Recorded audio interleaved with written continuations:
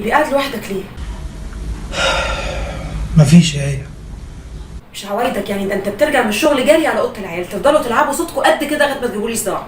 تعبان شويه فرجعت بدري. بعدين قوم عندنا غسيل ننشر خروجتك المفضله في البلكونه.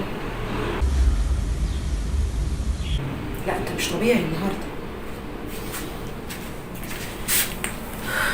مالك يا حبيبي؟ فيك ايه؟ مفيش يا ايه. فيك طبعا يا رامي. اولا انت راجع من الشغل بدري جدا، احنا لسه بالنهار، وانت ايام الحظر بتقعد في الشارع لغايه اخر لحظه. وبعدين يا حبيبي انت ما بتحبش تقعد لوحدك. في حاجه في الشغل؟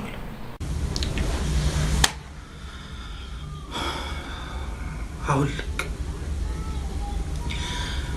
عارفه ابو المحاسن بيه بتاع مشروع برج الاشراف؟ ايوه عارفه مشروع برج الاشراف، ماله؟ الراجل ده بعت لي النهارده بيرعبني ويلاعبني. بيقول لي انت عندك ولد وبنت، عاملين ايه؟ خلي بالك منهم. هو انت مش كنت قبل كده قلت لهم المقاول بيغش؟ ايوه يا ايه، انا بلغته قبل كده ان المقاول بيغش، بس الواضح ان هو عايز كده. يمكن يا رامي كان بيسأل عليهم عادي ولا حتى بيهزر. خد بالك ان انت اسمك على المشروع، يعني لا قدر الله لو حصل اي حاجه انت المسؤول. وبعدين لا انت ولا انا هنقدر نستحمل لحد يجرى له حاجه، يعني ما ينفعش نسكت. ايوه انا عارف ان اسمي على المشروع، وانا مستحيل اخالف ضميري واعمل اللي هو عايزه. ولما قلت له ان انا مش هسكت لو في حاجه حصلت، بعت لي عشان يقول لي ان انا بسلطتي عليك. بيرعبني عشان ولادي وعشانك، عشان بيتي.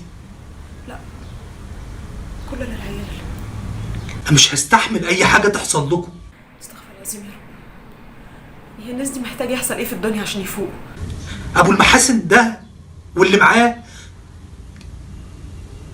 سلطه ونفوذ وفلوس، يقدروا يعملوا بقى كل حاجه. ولازم يكون في حل يا رامي. انا حاسس ان انا مش عارف افكر، دماغي هتتشل. انزل لجارنا العميد مصطفى. عميد مصطفى؟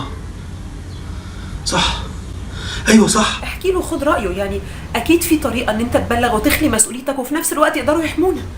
بس العميد مصطفى مش هيقدر يعمل لي اي حاجه. ابو المحاسن ده واللي معاهم